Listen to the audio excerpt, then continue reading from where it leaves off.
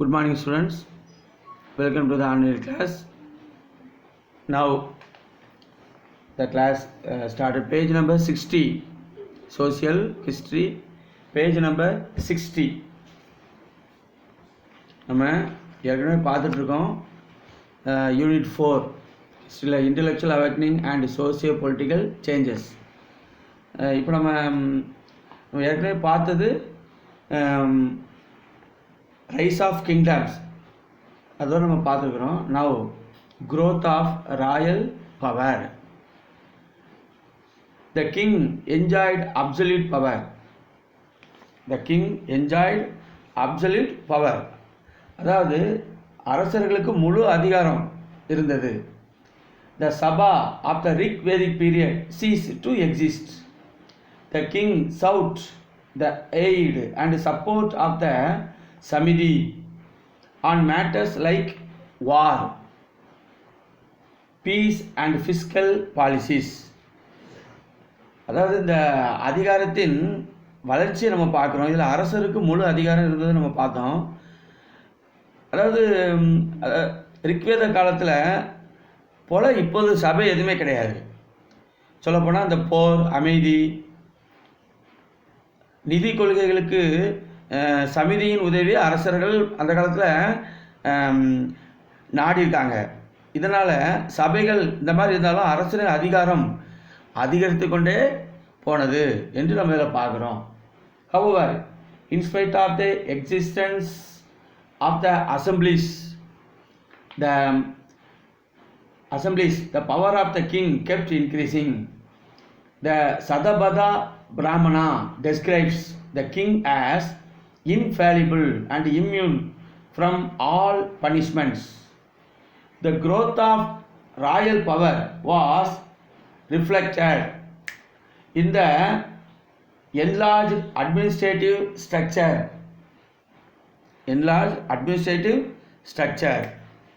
அதாவது இந்த சதப்பத பிரமாணம், அரசர் தவறிழைக்காதவர், அனைத்து விதமான தண்டனைகளிலிருந்தும் விலக்கு பெற்றவர் அப்படின்னு சொல்லுது. இந்த அரசு அதிகாரத்தின் வளர்ச்சி, விரிவுபடுத்தப்பட்ட நிர்வாக அமைப்பில் இது எப்படி இருக்குதான் ஒரு ரிஃப்ளெக்ஷன், அதாவது பிரதிபலிக்கிற மாதிரி இதில் இருந்தது அப்படின்னு நம்ம பார்க்குறோம். இதுதான் அதிகாரத்தினுடைய வளர்ச்சி, அரசனுடைய அதிகாரம் வளர்ச்சி, இதெல்லாம் நம்ம பார்க்குறோம். The growth of the royal power was reflected in the enlarged administrative structure. The king was now assisted by a group of officers such as Bugaduha, that means collector of taxes, Sudha, charity,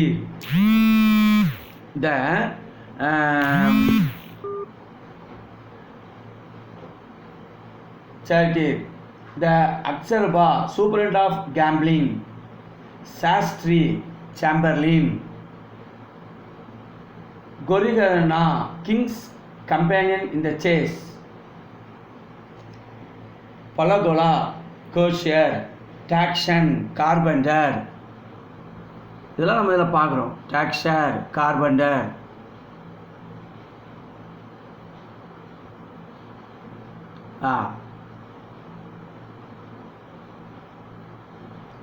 And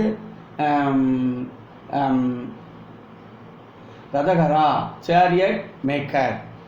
அதாவது இந்த அரசர்களுடைய இதை பார்த்தோம்னா அவங்க தச்சர்களாகவும், அதை வேட்டை துணை தலைவர்களாகவும், அதாவது தேர் செய்பவர்கள், அதாவது ரதகரா தேர் செய்பவர்கள், அரச மரபு, இதெல்லாம் அவங்க எல்லாம், அதாவது கிராம அதிகாரி, புரோகிதர், இப்படி எல்லாத்துலையும் அவங்க ஈடுபட்டதை நம்ம இதில் பார்க்குறோம். இந்த later Vedic period Gramani, who acted both a civil and military officer, was the link through which the royal authority was enforced in the village. The king administered justice and occasionally delegated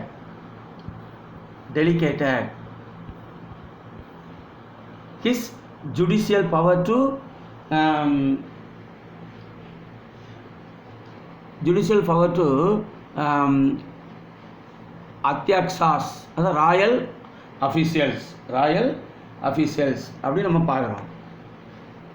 இந்த villages கிராமியாவதீன் village judge and sabha court decided the cases. Punishments for crimes were severe. அப்போ இந்த அதிகாரத்தின் வளர்ச்சியில் நம்ம பார்த்தோம்னா நீதி வழங்கும் பொறுப்பு அரசர்கள்ட்ட இருந்ததை நம்ம பார்க்குறோம். அதாவது கிராமங்களில் பார்த்தோம்னா கிராம நீதிபதி சபா என்ற கிராம நீதிமன்றம் அந்த காலத்தில் நீதி வழங்கினதா இதில் பார்க்கும். குற்றங்களுக்கு கடுமையான தண்டனையும் அந்த காலத்தில் இருந்திருக்காக நம்ம இதில் பார்க்கணும். Punishments for crimes were severe. The rise of Magadha kingdom.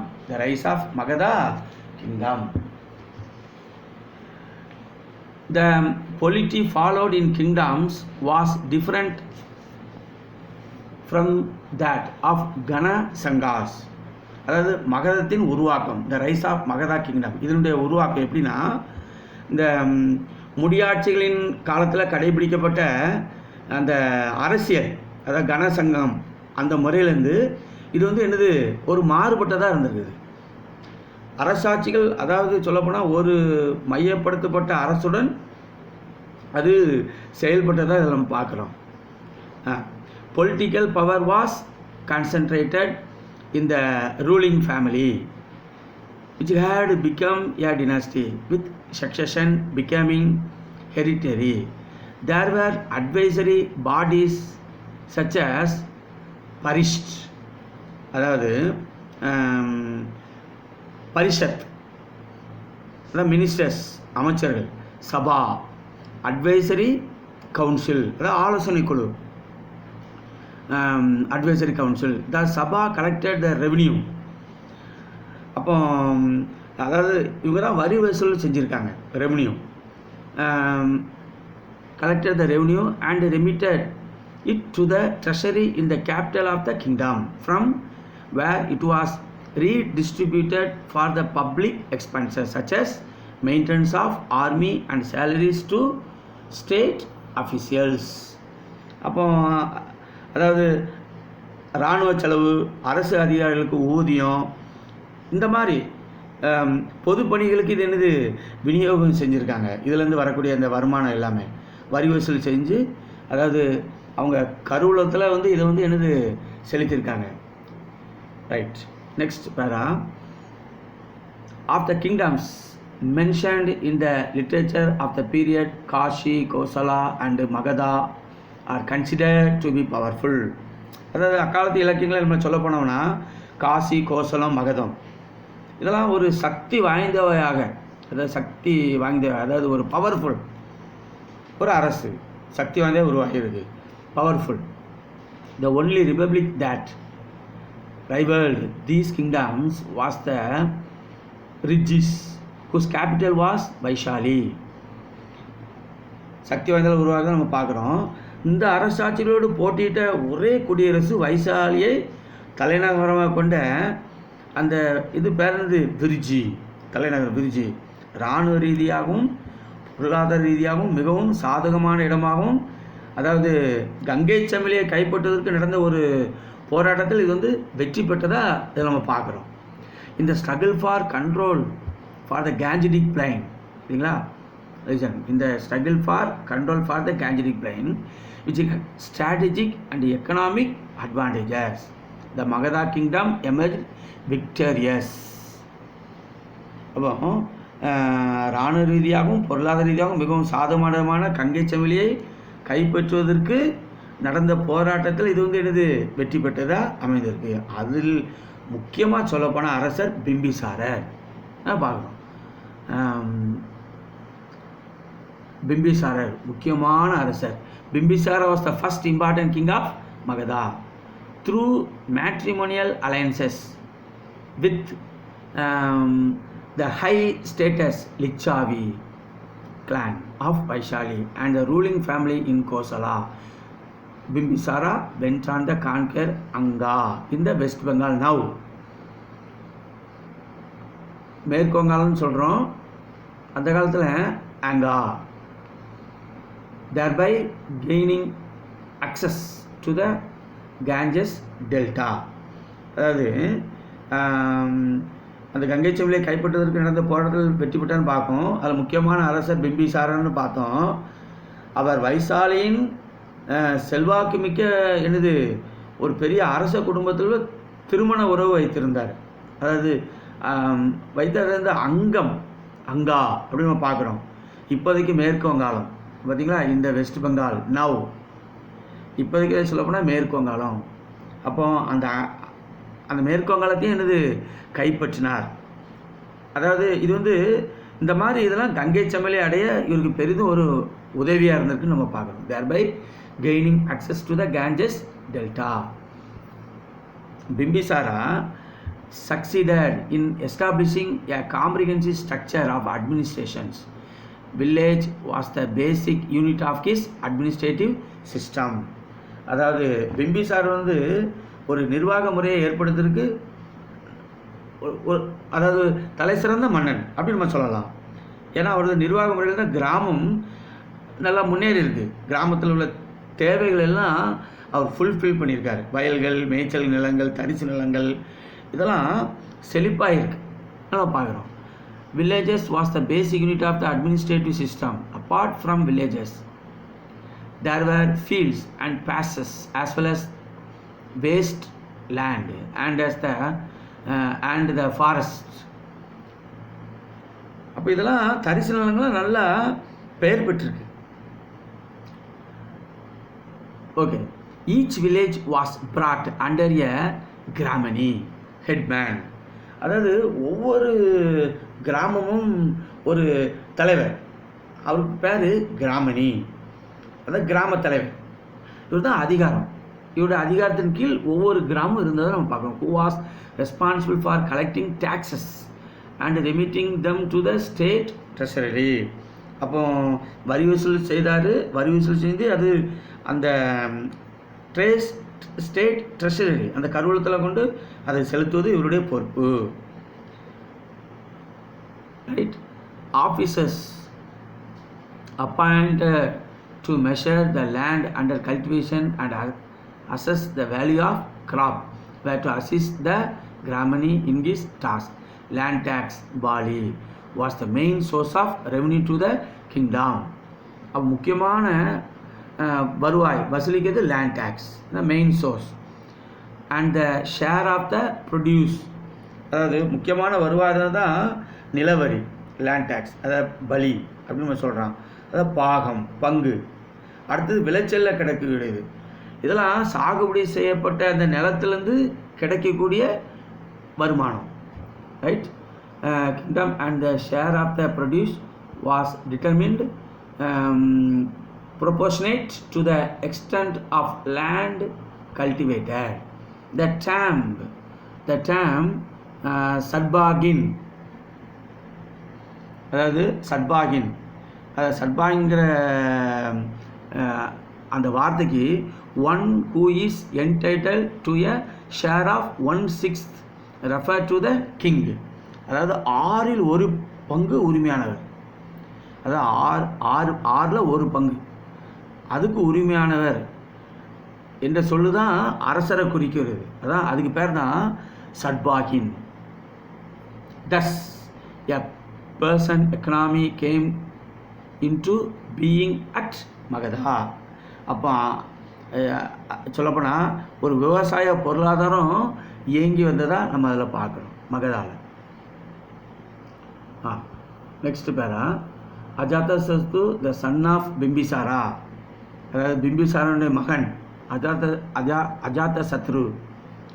Ajatasatru, the son of Bimbisara, is said to have murdered his father and ascended the throne in 493 BC. He continued his father's policy of expansion through military conquest. அதாவது பிம்பிசாரனுடைய புதல்வர் தான் எனது மகன் தான் அஜாதசத்ரு. இவர் கிமு 493 தனது தந்தையை கொன்றுவிட்டு அரியணை ஏறியதாக ஹிஸ்ட்ரி சொல்லுது பார்க்குறோம். இராணுவ வெற்றிகளின் மூலம் ஆட்சியை விரிவுபடுத்தவும், அதாவது இராணுவ வெற்றிகள் மூலம் ஆட்சியை விரிவுபடுத்தும் தனது தந்தையின் கொள்கை இவரும் என்னது ஃபாலோ பண்ணாருன்னு பார்க்குறோம். The capital city of Magadha was Rajagriha which was surrounded by 5 hills. அதாவது இந்த மகதத்தின் தலைநகரான இந்த ராஜகிரகம் 5 மலைகளால் என்னது சூழப்பட்டிருந்தது நம்ம பார்க்குறோம். 5 hills providing protection to the kingdom from external threats. Ajatasattu strengthened the Rajagiriga fort and also built another fort at Padali Grama on the Ganges. It served as the exchange center for the local produce and later became the Mauryan capital of Padaliputra. அப்போ இந்த ராஜகிருக கோட்டை, அதாவது கங்கை கரையில் பாடலி கிராமத்தில் மற்றொரு கோட்டையை கட்டினார்னு நம்ம பார்க்குறோம். அதாவது இது வந்து மௌரிய காலத்தின் தலைநகரம். அதாவது பாடலிபுத்திரம் பின்னாடி எப்படியா ஒரு தலைநகரமாக மாறிச்சு. யாருடைய தலைநகரமாக இருந்ததுன்னா மௌரியர்களின் தலைநகரமாக இருக்குது. பாடலிபுத்திரம் மௌரிய பேரரசினுடைய ஒரு தலைநகரம் பாடலிபுத்திரா பார்க்குறோம். ரைட். அதாவது அஜாதசத்ரு கிமு 461 இறந்தார்னு நம்ம அதை பார்க்குறோம். Ajatashatru tight in 461 BC and he was succeeded by 5 kings. அதாவது இவருக்கு பிறகு 5 அரசர்கள் ஆட்சி செய்தார்கள்னு நம்ம பார்க்குறோம். All of them followed the example of Ajatasattu by ascending the throne by killing their parent. Fed up with such recurring instances, people of Magadha appointed the last ruler's viceroy Shishunaga as a king.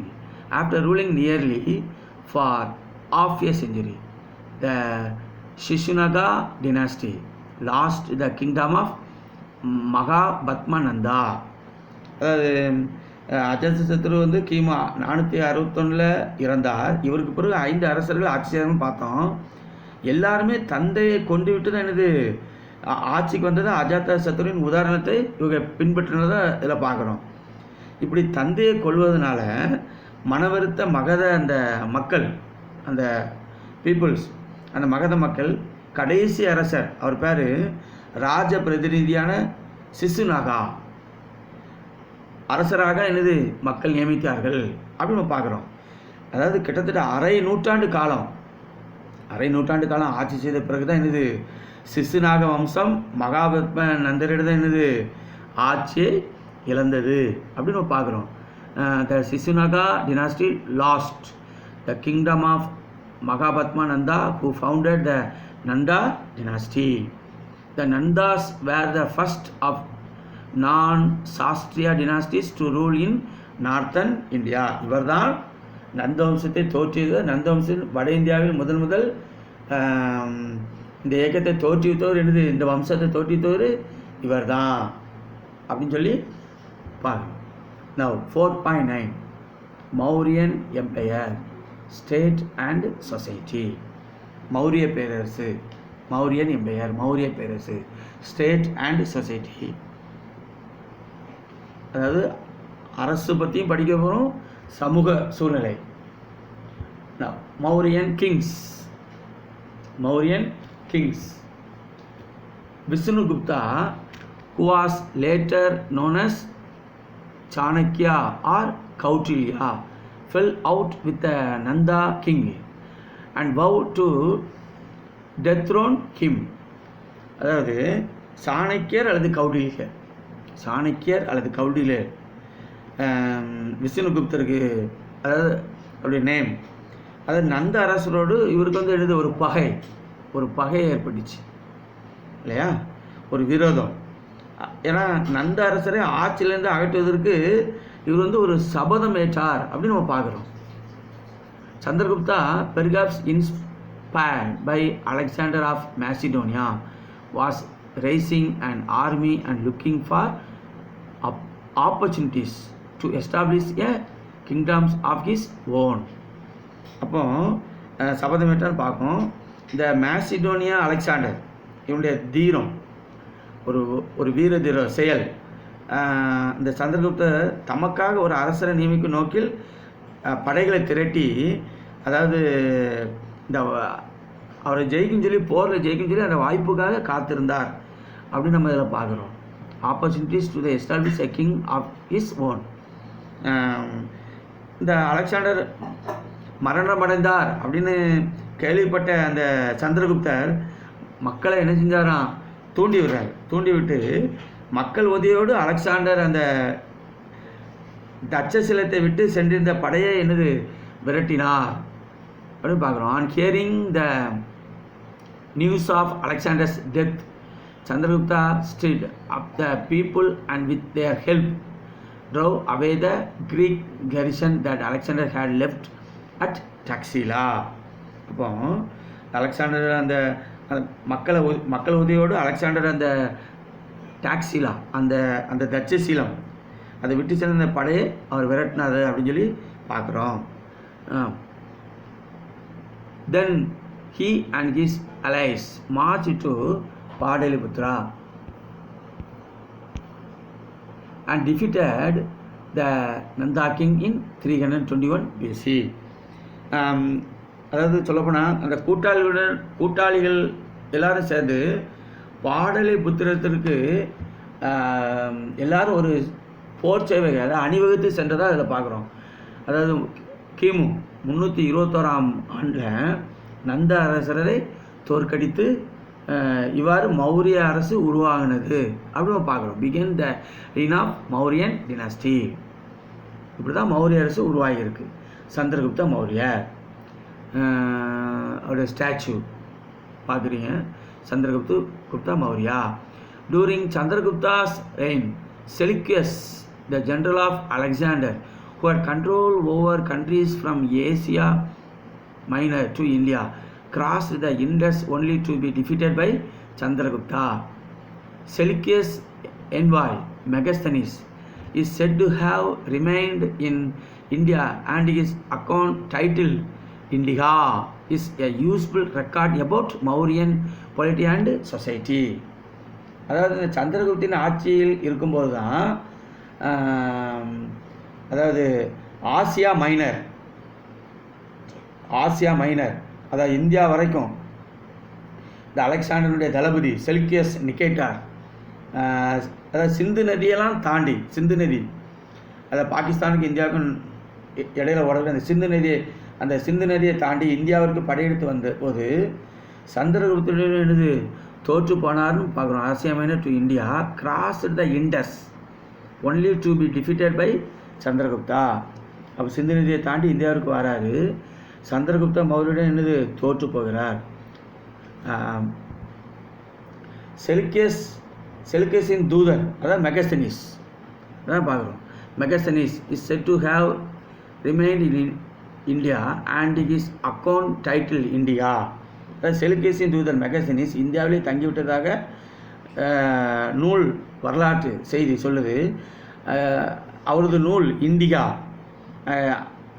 இது வந்து மௌரியர் காலத்து அரசியலையும் சமூகத்தையும் அறிந்து கொள்ள பெரிதும் உதவுகிறது என்று சொல்லப்படுகிறது. அதான் பார்க்குறோம். Account title India is a useful record about Mauryan polity and society. After gaining control over the Gangetic plain, Chandragupta turned his attention to northwest to take advantage of the void created by Alexander's demise. These areas comprising the present day Afghanistan. அதாவது இந்த அலெக்சாண்டரின் மறைவால் இந்த சந்திரகுப்தர் மௌரிய எப்படின்னா அந்த வெற்றி முகத்தோடு என்னது தனது கவனத்தை வடமேற்கு திசை பக்கம் திருப்பினதாக பார்க்குறோம். அப்போ வடமேற்கு திசையில் இப்போ நம்ம பார்க்கலாம் ஆப்கானிஸ்தான், பலுசிஸ்தான், மேக்ரான், இந்த மாதிரி சில நாடுகள் இருக்கிறத நம்ம பார்க்குறோம். Afghanistan, Balochistan and Macron surrendered without any resistance. அப்போ இதெல்லாம் வடமேற்கு பகுதியில் இருக்குது. எந்தவித எதிர்ப்புமின்றி எழுது சரணடைந்ததாக பார்க்குறோம். அதன் பிறகு இந்த சந்திரகுப்தர் மத்திய இந்தியாவிற்கு வர்றார். நம்ம இந்தியாவில் மத்திய பகுதி. thereupon Chandragupta moved to central India according to Jaina tradition. Towards the end of his life, Chandragupta, who had by now become an ardent follower of Jainism, abdicated his throne in favor of his son Bindusara. அப்போ இந்தியாவினுடைய மத்திய பகுதிக்கு வர்றாரு. அதை இவருடைய வாழ்க்கையை நம்ம எடுத்துக்கிட்டால் இறுதி காலத்தில் தீவிர அந்த ஜெயின், அந்த சமணர்கள், இந்த மாதிரி அவர் மாறிட்டார். தனது மகன் பிந்துசாரருக்காக எனது பதவி விலகினார் என்று இந்த சமண இலக்கியங்கள், அதாவது ஜெயினிசம், அந்த சமண இலக்கியங்கள், அந்த நூல் சில இது வாயிலாக நம்ம இதை பார்க்குறோம். abdicated his throne in favor of his son Bindusara. Next para. Bindusara during his rule succeeded in extending the Mauryan Empire up to Karnataka.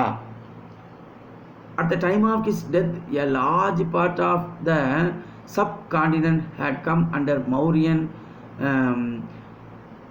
suzerainty. Asoka succeeded Bindusara in 268 BC. அப்போ பிந்துசார் தனது ஆட்சியில் இருக்கும்போது மௌரிய அரசை கர்நாடகம் வரை இணைந்தார், விரிவுபடுத்தினார்னு பார்க்குறோம். அவரது மறைவு அதுக்கப்புறம் இந்தியாவின் பெரும்பகுதி மௌரிய ஆட்சியின் கீழ் இருந்ததுன்னு நம்ம எழுதினோம் பார்க்குறோம்.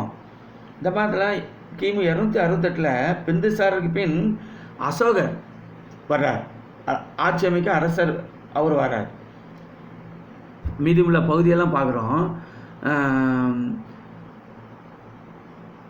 Desirous of bringing the remaining parts of South India into his empire, Asoka waged a war against Kalinga in the 8th year of his reign. The people of Kalinga fought bravely, but they were defeated after a large-scale slaughter. அதாவது கிமு 268 பிந்துசாரருக்கு பின் அசோகர் அரசராரான்னு பார்க்குறோம்.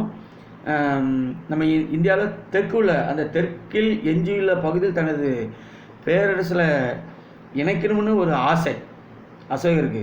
அப்போ இவருடைய ஆசையால் தனது ஆட்சியில் இந்த 8வது ஆண்டில் இந்த கலிங்கத்தின் மீது படையெடுத்தார். அப்போ அப்படி படையெடுக்கும்போது கலிங்க மக்கள் வீரத்தோடு போர் புரிந்தர்னு பார்க்குறோம். Kalinga in the 8th year of his reign, the people of Kalinga fought bravely, but they were defeated after a large scale slaughter. வீரத்தோடு போர் புரிஞ்சாங்க. ஆனால் பெரும் உயிர் பலிகளுக்கும் பிறகும் அவர்கள் என்ன செஞ்சாங்க? தோற்கடிக்கப்பட்டார்கள். defeated after a large scale slaughter. நிறைய ஒரு அந்த போரில் செத்து மடிகிறாங்க. ஆனாலும் என்னது? தோற்கடிக்கப்பட்டார்னு பார்க்குறோம். This war and slaughter affected Asoka so much that he decided to give up war. அப்போ இந்த மாதிரி உயிர் பலிகள் ஏற்பட்டதுனால அசோகருக்கு மிகவும் ஒரு கவலை, பெரிதும் பாதிப்பு ஏற்பட்டுச்சு. படுகொலைகள் இந்த மாதிரி அசோகரை பெரிதும் பாதித்தனன்னு பார்க்குறோம். இதனால் அவர் போரை விட்டுறணும்னு நினச்சிட்டார். இந்த மாதிரி போர் புரியக்கூடாது, கைவிட்டுட்டார். அப்போ இதெல்லாம் பார்க்குறோம். Asoka so much that he decided to give up war. Asoka became an ardent Buddhist after meeting the Buddhist monk Ubagupta and propounded his dharma. இந்த மாதிரி புத்த துறவி அதாவது உபகுப்தா அவரை சந்தித்த பின் அசோகர் தீவிர புத்த மதத்தை பின்பற்றுவதாக ஆயிட்டார். புத்த மதத்தை பின்பற்றுவதாக ஒரு இதாக மாறிட்டார். தனது புத்த மதத்தை பரப்ப ஆரம்பித்தார்னு இதில் பார்க்குறோம். அதாவது தன்னையே வெற்றி கொள்வதும் மனிதர்கள் மனதை தம்மத்தால், தம்மனா பாலி, தர்மம் சமஸ்கிருதம், இந்த மாதிரி வெற்றி கொள்வது தான் இவருடைய உண்மையான வெற்றி என்று அவர் அறிவித்தார். இது அப்படி எங்கெல்லாம் பாறைகளிலேயே அவர் எழுதி வச்சுக்கான்னு பார்க்குறோம். பாறைகள்லையும் he proclaimed in the conquest of self and the conquest of men's hearts by the Dhamana Bali or Dharma Sanskrit. He issued edicts which were carved out in the rock. இந்த மாதிரி வெற்றி பெற்றதை அவர் பாறைகள்லையும் பொறித்து வைத்துள்ளார் அப்படின்னு சொல்லி இதெல்லாம் நம்ம பார்க்குறோம்.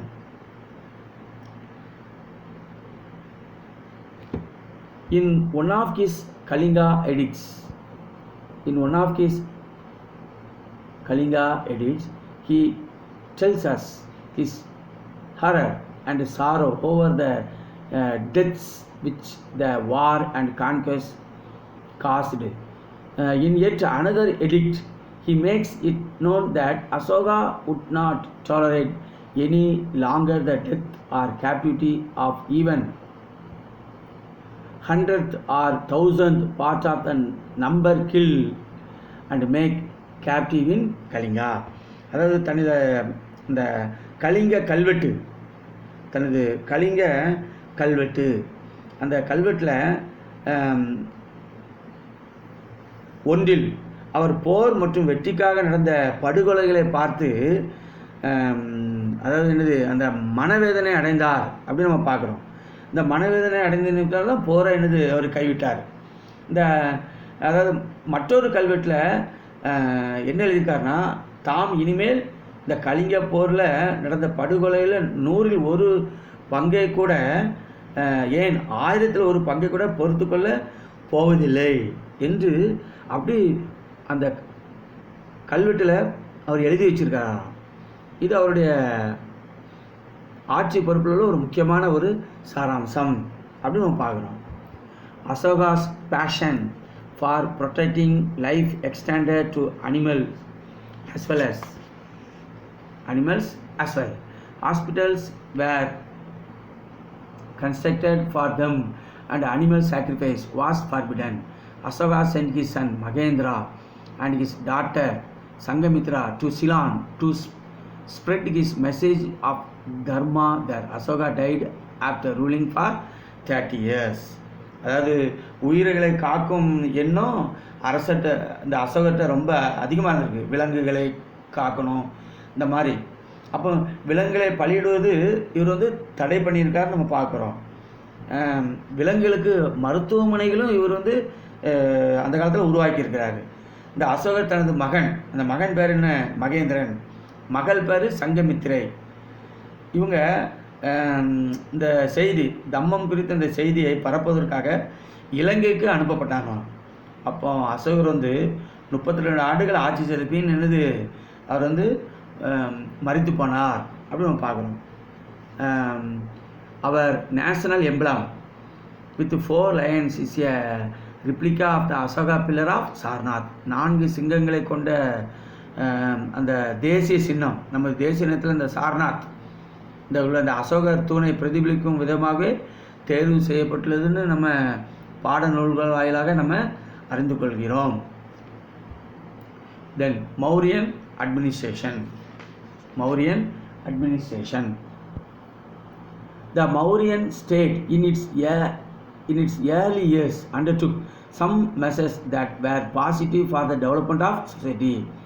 The state raised taxes to finance a huge standing army and a vast bureaucracy. அதாவது மௌரிய ஆட்சி நிர்வாகத்தில் நம்ம பார்த்தோம்னா, இந்த மௌரிய அட்மினிஸ்ட்ரேஷன் இதில் பார்த்தோம்னா தொடக்க ஆண்டுகளில் மௌரிய அரசு எடுத்த சில நடவடிக்கைகள் எப்படி சமூக முன்னேற்றத்துக்கு பெரிதும் உதவின. அதாவது ஒரு பெரிய நிலையான இராணுவத்தை அந்த காலத்தில் அமைச்சிருக்காங்க. இந்த மாதிரி அமைக்கிறதுக்கு நல்ல இந்த மௌரிய ஆட்சி நிர்வாகம் நல்லபடியாக அமைஞ்சிருக்கு. அது மட்டும் இல்லை, பரந்த நிர்வாக அமைப்பையும் அவங்க பரந்த நிர்வாக அமைப்பையும் என்னது அவங்க உருவாக்கியிருக்காங்க. அதாவது இந்த மாதிரி உருவாக்கி வரிகளையும் அவங்க கலெக்ட் பண்ணியிருக்காங்க. இதெல்லாம் மௌரியர்களின் செயல்திறமிக்க ஒரு அரசாட்சி முறைக்கு ஒரு எடுத்துக்காட்டு நம்ம பார்க்குறோம். Huge standing army and a vast bureaucracy. The Mauryans had evolved a very efficient system of governance. The king, as the head of the administration, was assisted by a council of ministers. There were மகாமட்யாஸ். அதாவது இந்த மாதிரி name இவங்களுக்கு இருந்திருக்கு.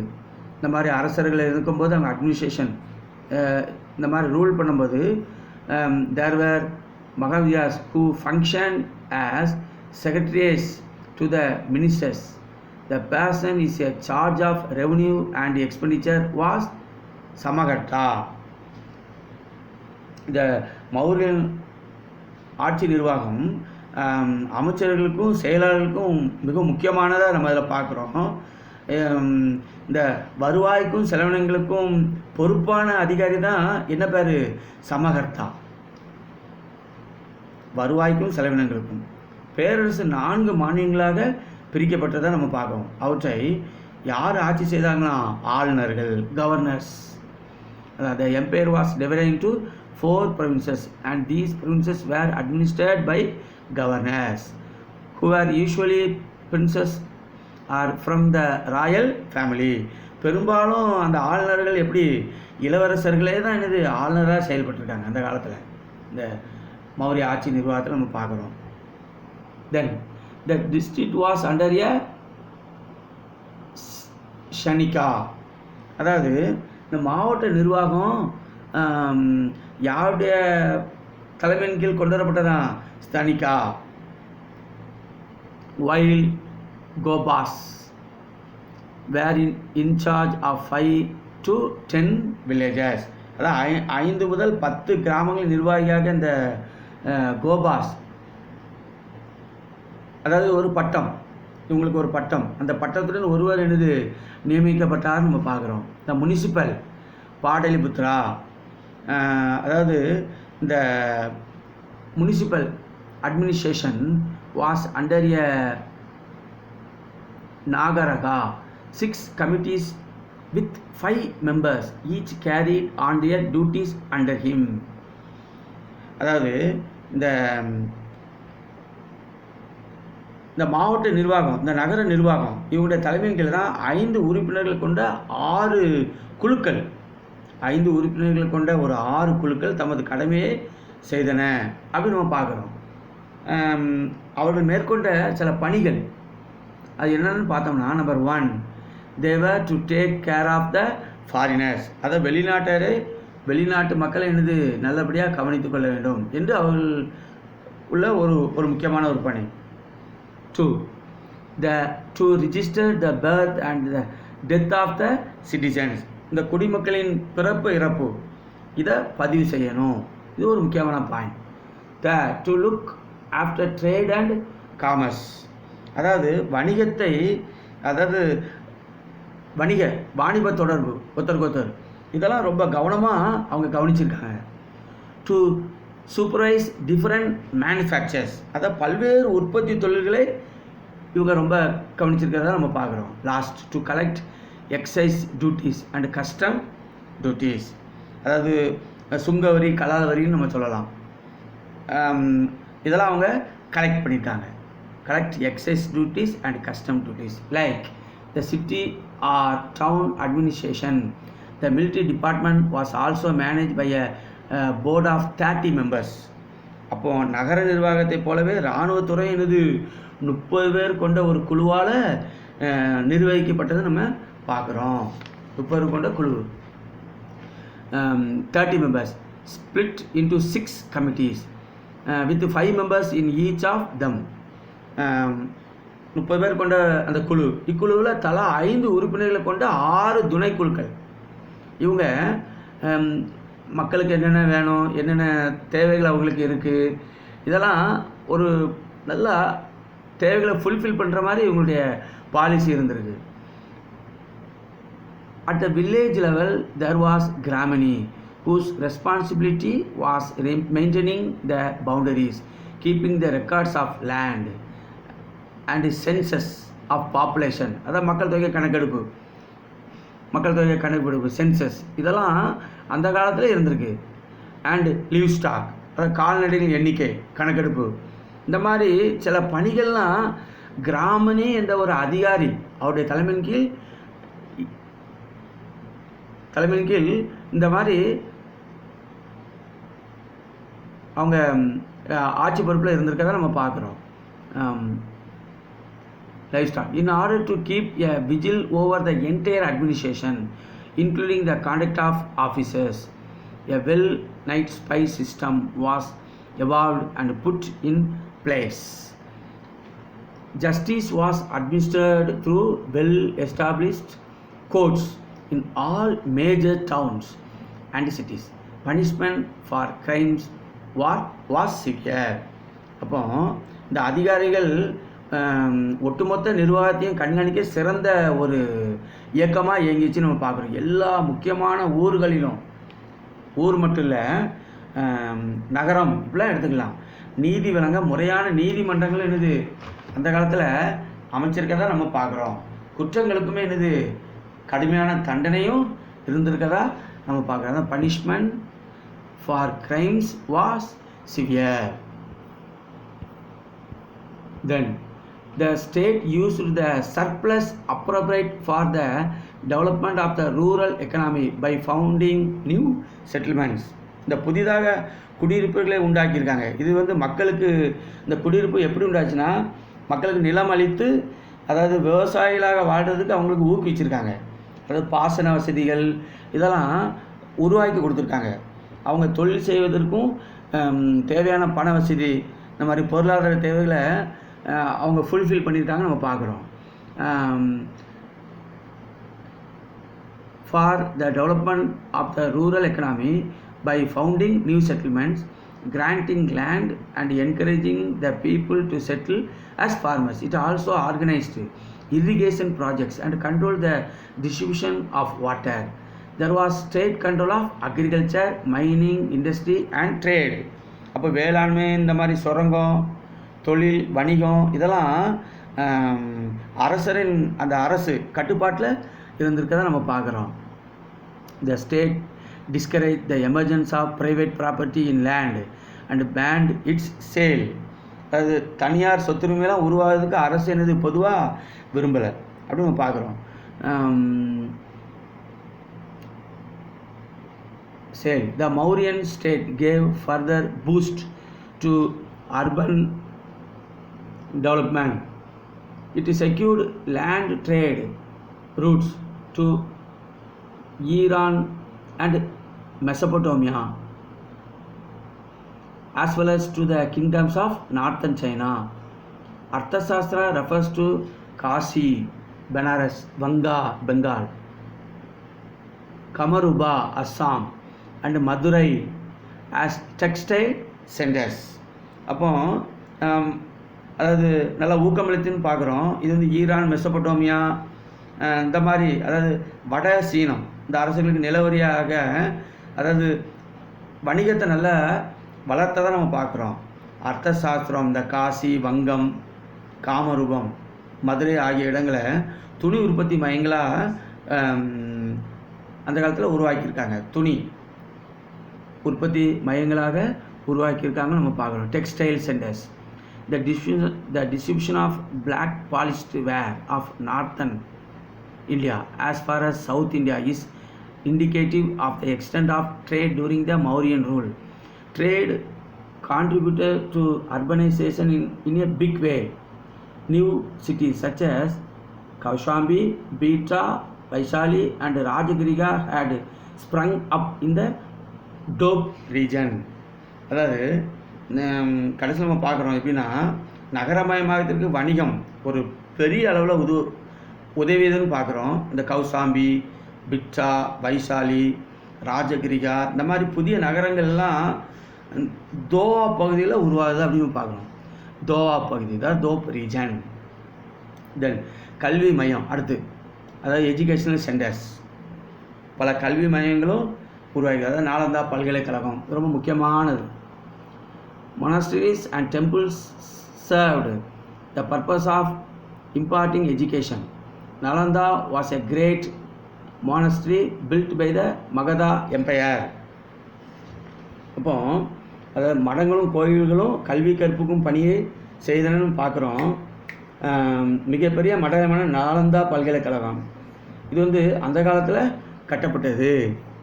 Educational centres offer Buddhist and Vedic literature, logic, grammar, medicine, philosophy and astronomy.